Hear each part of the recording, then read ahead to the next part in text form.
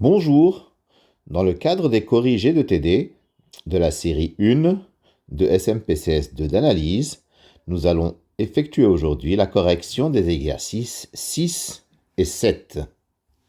L'exercice 6 s'intitule donc 3 intégrales à calculer, en fait 2 intégrales et une primitive. I1, c'est intégrale de 1 à 2 de ln de x plus racine de 1 plus x carré dx.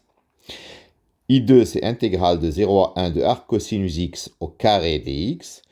Et I3, c'est la primitive de sinus x sur cosinus x, facteur de 1 plus cosinus carré x dx. Ou la primitive plutôt de cette fonction. Alors, pour le calcul de I1, I1, intégrale de 1 à 2 de ln de x plus racine de 1 plus x carré dx. Dès que nous voyons ln, il faut avoir le réflexe d'effectuer une intégration par partie pour se débarrasser du ln. Alors, donc, on pose u égale ln de x plus racine de 1 plus x carré et v' égale 1. v égale x et u' égale, alors la dérivée de ln d'une quantité, c'est la dérivée de cette quantité sur cette quantité-là. C'est-à-dire, sur cette quantité-là, il y aura donc 1 sur x plus racine de 1 plus x carré en facteur, fois la dérivée de x plus racine de 1 plus x carré, qui est 1 plus 2x sur 2 racine de 1 plus x carré. Parce que la dérivée de racine de u, c'est u' sur 2 racines de u. Donc, j'arrange un petit peu cette dérivée u', elle vaut, en simplifiant par 2 la fraction, et en réduisant au même dénominateur, j'obtiens 1 sur x plus racine de 1 plus x carré, facteur de racine de 1 plus x carré plus x sur racine de 1 plus x carré. Ce qui nous donne tout bonnement 1 sur racine de 1 plus x carré en dérivée. Voilà. Donc, UI1 vaut UV, bien entendu, UV, c'est-à-dire x ln de x plus racine de 1 plus x carré à prendre entre 1 et 2, moins intégrale de 1 à 2, donc des deux nouveaux, c'est-à-dire x, sur racine de 1 plus x carré dx. Je calcule, j'obtiens 2 ln de 2 plus racine de 5 moins ln de 1 plus racine de 2 moins l'intégrale de 1 à 2 de 2x sur racine de 1 plus x carré de racine de 1 plus x carré dx. Je multiplie en haut et en bas par 2 pour faire apparaître la formule que je connais, u' sur 2 racines de u. Ce qui donne 2 ln de 2 plus racine de 5 moins ln de 1 plus racine de 2 moins, alors, donc ce que j'obtiens ici, c'est racine de 1 plus x carré, qui est primitive de u' sur 2 racines de u, c'est racine de u entre 1 et 2.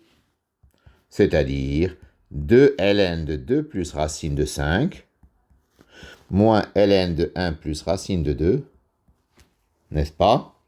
Moins, parenthèse, racine de 5, moins racine de 2. Et voilà, notre intégrale I1, elle est calculée. Je peux l'arranger un petit peu si vous voulez, et je peux écrire que ça vaudra ln de, avec les propriétés de ln, 2 plus racine de 5 au carré sur 1 plus racine de 2. Moins racine de 5 moins racine de 2, bien entendu. Ce qui donne ln de... Alors, Au numérateur, nous obtenons 4 plus 5, ce qui fait 9. 9 plus 4 racine de 5. 9 plus 4 racine de 5 sur 1 plus racine de 2. Moins racine de 5 moins racine de 2. Bah, c'est pas la peine que j'aille plus loin parce que, bon, je peux multiplier en haut et en bas par la quantité conjuguée de 1 plus racine de 2, mais ça n'a pas grand intérêt. Alors, le calcul de I2. I2, c'est intégrale de 0 à 1 de arc cosinus x au carré dx. Alors, là encore, j'ai donc une forme. Un arc cosinus comme un logarithme, comme un arc tangente, comme un arc sinus. Ce sont des choses un peu compliquées à intégrer, donc on doit faire une intégration par partie pour les éliminer. Je vais poser U égale arc cosinus x au carré et V' égale 1. Donc U', la dérivée d'un carré, c'est 2 fois arc cosinus x fois la dérivée de arc cosinus x, que je dois connaître bien entendu, c'est moins 1 sur racine de 1 moins x carré. Et V, c'est x. Donc, I2 égale UV à prendre entre les bornes, c'est-à-dire x fois arc cosinus x au carré à prendre entre 0 et 1, moins l'intégrale des deux nouveaux, c'est-à-dire moins avec moins, ça va faire plus 2 fois intégrale de x sur racine de 1 moins x carré, arc cosinus x, dx, à prendre entre 0 et 1. La quantité entre crochets, elle vaut arc cosinus 1, c'est le nombre qui a pour cosinus 1 et qui se trouve entre 0 et pi, c'est-à-dire 0. Arc cosinus 1, ça vaut 0. Donc, tout le terme est nul. Et en 0, c'est le x qui est nul, donc ça va faire que le crochet entier est nul. Donc, ça va donner 2 fois intégrale de 0 à 1 de x sur racine de 1 moins x carré, arc cosinus x, dx. Très bien. Je vais effectuer une nouvelle intégration par partie pour éliminer le arc cosinus x. Donc, je pose U égale arc cosinus x, d'accord? Et V' égale x sur racine de 1 moins x carré, que je peux écrire moins 2x sur 2 racines de 1 moins x carré. Et U', c'est moins racine moins 1 sur racine de 1 moins x carré. Voilà. Donc, I2 égale 2 fois UV, donc ça va donner... Ah oui, j'ai oublié de calculer bien sûr V. V, c'est primitive de moins 2x sur 2 racine de 1 moins x carré. Ça va faire moins racine de 1 moins x carré. UV, c'est 2 fois moins racine de 1 moins x carré arc cosinus x, n'est-ce pas, entre 0 et 1. Entre 0 et 1. Et puis, donc, moins l'intégrale de u'v, moins l'intégrale de u'v, bon, ne pas oublier le 2 qui est devant, donc ça fait moins 2 fois l'intégrale de ces deux choses, c'est-à-dire 2 fois l'intégrale de 0 à 1 de, simplification, dx. Moins, ça fait moins. Donc, ça nous donne en 1, l'arc cosinus y est toujours nul. En 0, arc cosinus de 0, c'est pi sur 2. Et racine de 1 moins 0, c'est 1. Et moins, donc moins pi sur 2, comme en 0, on fait moins la valeur en 0, donc ça va faire pi sur 2. Pi sur 2 multiplié par 2, ça fait pi. D'accord? Moins 2 fois l'intégrale de 0 à 1 Donc, de dx, ça va faire pi moins 2. Voilà, I2 vaut pi moins 2. Terminé. Bon, on a une page vide, c'est pas trop grave. Je pensais que j'aurais plus d'espace. J'aurais besoin de plus d'espace. Le calcul de I3. Je veux calculer cette intégrale. Alors, je vois tout de suite apparaître une fonction trigonométrique ou une fonction de sinus x et cosinus x. Je pense aux règles de Bioch. Les règles de Bioch, c'est delta de x vaut f de x dx. N'est-ce pas? C'est-à-dire égale sinus x sur cosinus x, facteur de 1 plus cosinus carré x, dx. Delta de moins x, c'est égal à sinus de moins x sur cosinus de moins x, facteur de 1 plus cosinus carré de moins x fois d de moins x. Ce qui donne donc moins sinus x fois moins dx sur cosinus x, facteur de 1 plus cosinus carré x. Ce qui donne delta de x. Alors, lorsque delta de moins x, c'est delta de x, on pense tout de suite à un changement en cosinus. Donc, on pose u égale cosinus x. du vaut moins sinus x dx. C'est-à-dire que le sinus x dx qu'il y a au numérateur, il vaut moins du. Donc, I3 égale intégrale de moins du sur u facteur de 1 plus u carré. Alors, je vais faire une décomposition en éléments simples. Donc, moins 1 sur u facteur de 1 plus u carré vaut a sur u plus bu plus c sur 1 plus u carré. Comment déterminer les constantes a, b et c? D'abord, a. Je multiplie par u, je multiplie par u, et je fais u égale à 0. Quand je multiplie par u, j'obtiens moins 1 sur 1 plus u carré égale a plus u facteur de bu plus c sur 1 plus u carré. Et j'obtiens a égale moins 1. En remplaçant bien sûr u par 0. Maintenant, je vais m'occuper de b et c. Je multiplie par 1 plus u carré et je vais faire u égale i. Nombre complexe. Donc, moins 1 sur u, en multipliant par 1 plus u carré, moins 1 sur u égale 1 plus u carré, facteur de a sur u, plus bu plus c. Si je remplace u par i, j'aurai moins 1 sur i égale bi plus c. Mais moins 1 sur i, c'est égal à i. Donc i égale bi plus c. Ça veut dire b égale 1 et c égale 0. En conséquence, moins 1 sur u facteur de 1 plus u carré vaut moins 1 sur u plus u sur u carré plus 1.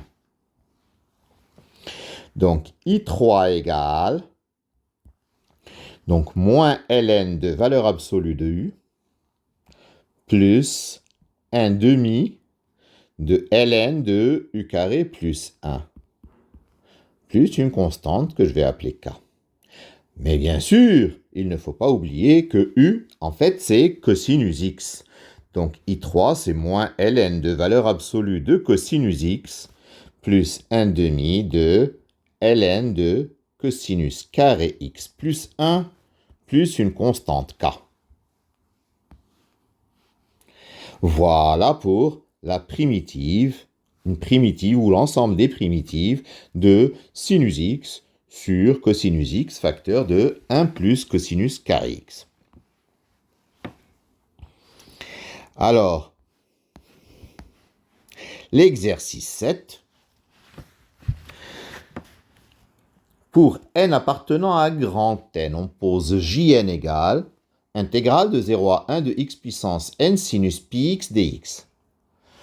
Il s'agit de trouver d'abord une relation entre Jn et Jn plus 2, puis de chercher la limite lorsque n tend vers plus l'infini de n carré fois Jn. Bien.